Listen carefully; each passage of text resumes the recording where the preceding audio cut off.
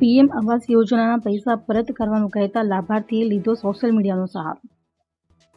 પાલિતાણામાં આવેલ સીતારામ રેસિડેન્સીમાં આવાસ યોજનાનો 2 વાર લાભ લેનાર વ્યક્તિએ પાલિતાણા નગરપાલિકાના નોડલ ઓફિસર નિકિતાબેન દેવમુરારી ઉપર લાંચ લેવાનો ઓડિયો વાયરલ કર્યો હતો.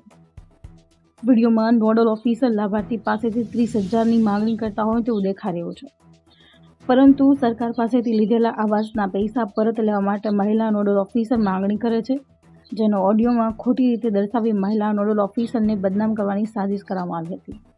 ગરીબો માટે કેન્દ્ર સરકાર દ્વારા આવાસ યોજના સ્કીમ મૂકવામાં આવે છે, જેનો લાભ ગરીબ અને મધ્યમ વર્ગના લાભાર્થીઓ દ્વારા સારી રીતે લેવામાં આવે છે અને સરકાર દ્વારા એક લાભાર્થી એક આવાસ પેટે 1 વાર લાભ આપવામાં આવે છે, પરંતુ લાભાર્થી દ્વારા આવાસ માટેના 3.5 લાખ રૂપિયા લઈ લેવામાં આવે અને આવાસ ના બનાવે તો. પાલિતાણામાં આવેલી મોટી રાજસ્થળી રોડ ઉપર સીતારામ રેસિડેન્સી આવેલ છે, જ્યાં અરવિંદભાઈ મેર દ્વારા તેમના પત્ની અને માતાના નામે 2 આવાસના ફોર્મ ભરી પાલિતાણા નગરપાલિકા પાસેથી 7 લાખ રૂપિયા લીધા હતા. આવાસ યોજનાના નોડલ ઓફિસર નિકિતાબેન જ્યારે સ્થળ તપાસે ગયા ત્યારે 2ના બદલામાં 1 આવાસ મકાન જોવા મળ્યું હતું, જેથી મહિલા ઓફિસર અરવિંદભાઈ મેરને જે આવાસ બન્યું જ નથી તે પેટે ચૂકવેલા 3.5 લાખ રૂપિયા પરત આપવા કહ્યું હતું. જ્યારે નગરપાલિકા દ્વારા 2 વાર લાભાર્થીને નોટિસ પણ અપાઈ હતી, તેમ છતાં અરવિંદભાઈ દ્વારા પૈસા પરત નહીં ચૂકવતા આટલી મોટી મહત્વર રકમ હું એક સાથે નહીં ભરી શકું તેવું અરવિંદભાઈ દ્વારા જણાવતા નગરપાલિકા દ્વારા 30,000ના હપ્તા કરી આપવામાં આવ્યા હતા. અરવિંદભાઈ દ્વારા 30,000ના હપ્તા નહીં ભરતા મહિલા ઓફિસર દ્વારા વારંવાર ફોન કરવામાં આવતા, જેને લઈને અરવિંદભાઈ દ્વારા મહિલા ઓફિસર નિકિતાબેનની વાતચીતનું ઓડિયો રેકોર્ડિંગ કર્યું હતું અને તે નિકિતાબેનને તેઓ પણ આક્ષેપ કર્યો હતો કે હું મંદિરે જતી હતી તે સમયે અરવિંદભાઈ મારી પાછળ આવ્યા અને કહ્યું કે તમે મને 3.5 લાખ ભૂલી જાઓ, નહીં તો હું આ રેકોર્ડિંગ વાયરલ કરી દઈશ.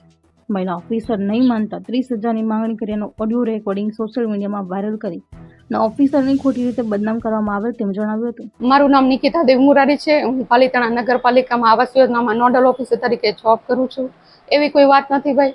જે લાભાર્થી છે મેરા અરવિંદભાઈ ગોબરભાઈ, ગામ રોહિશાળા છે, તેમને તેમના મમ્મી છે, એમના નામે 2 લાભ લીધેલા છે. એક એમના વાઈફ મેરા અંજુબેન અરવિંદભાઈ, એક એમના મમ્મી મેરા લાભુબેન ગોબરભાઈ, 2 લાભ લીધા છે અને ટોટલ મકાન એક જ બનાવ્યું છે.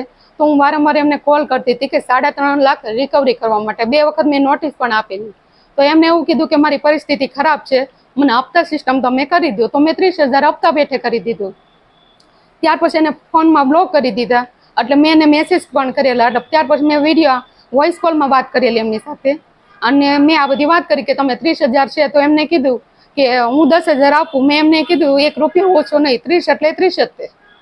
આ વાત હતી. અને ત્યારબાદ હું એક વખત મંદિરે દર્શન કરવા જતી હતી, રાત્રિનો સમય તો ઓફિસથી નીકળી તો મારી પાછળ ગાડી લઈને આવ્યા અને રોડ ઉપર મને ધમકી આપી કે બેન મારા 3.5 લાખ તમે રિકવરી કરવાનું કહો છો, હું તમારો વિડીયો વાયરલ કરી દઈશ.